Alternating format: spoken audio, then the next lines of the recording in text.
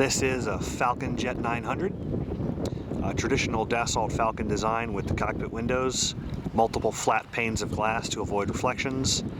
At the top of the vertical stabilizer, you've got your VOR antennas, the two little fins, and the big bulging bulb is an HF radio antenna for overwater, long overwater flights.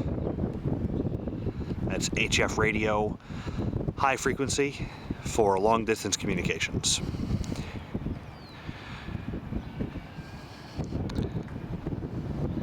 This is the nose wheel, of course. Pretty traditional jet nose wheel stuff. You've got some kind of a pitot tube here, heated of course.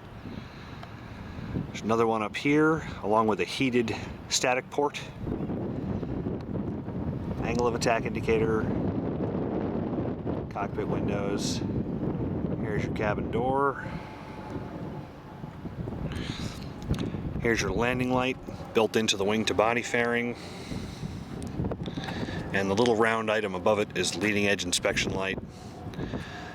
Polished heated leading edge. Unlike the Gulfstream, this airplane has movable trailing or leading edge devices rather. From this seam out on the wing is a movable slat that will lower into position for takeoff and landing. And it works with the wing flaps, of course. When I say works with the wing flaps, I mean that in an aerodynamic sense, not mechanical. Here's your navigation light and strobe light under a clear plastic cover for aerodynamics. Static wicks.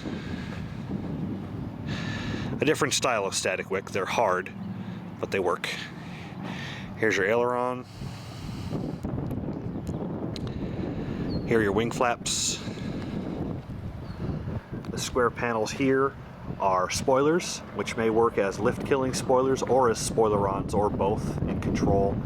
Helps to reduce adverse yaw in turns. Here's your tail wheel.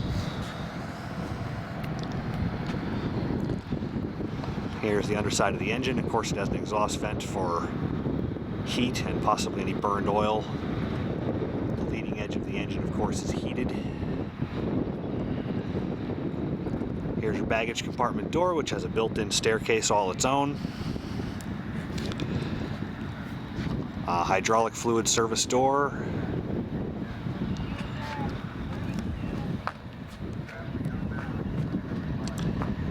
Here is your tail. Like a Boeing 727. It's got a clamshell thrust reverser. Turn 90 degrees from the traditional mounting so the door is open sideways. The silver hole is the APU engine exhaust. There's another radio antenna on the bottom, the vertical fin sticking out.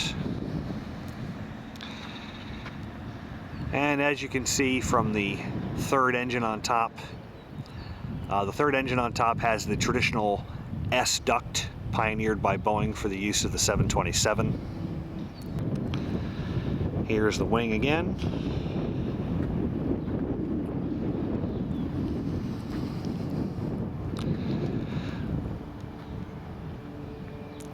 Static wicks. This cover should be labeled that you have to use non-magnetic screws because there's a direction sensing device underneath it. For some reason it's not labeled. Basically there's a compass in the end of the wing and its display is in the cockpit. Strobe light and green navigation light on the tail. Here's the heated slat along the leading edge.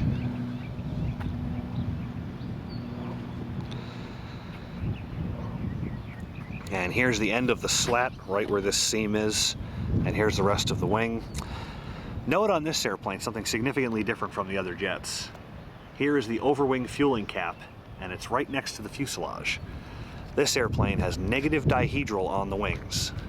Hey Frank, just so you know, I'm going to be locking up hangar 3. As you can see on the Falcon, you've got negative dihedral on the wing. The tip of the wing is lower than the root, which is the opposite of standard on this design. That's why the overwing fuel cap is up against the fuselage instead of at the wingtip.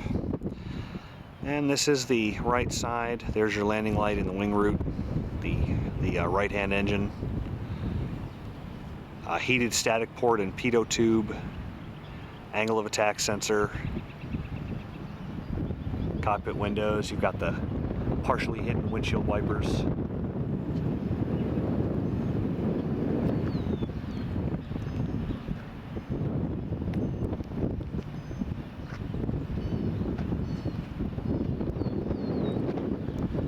And again, as you step back, you can see the negative dihedral on both wings.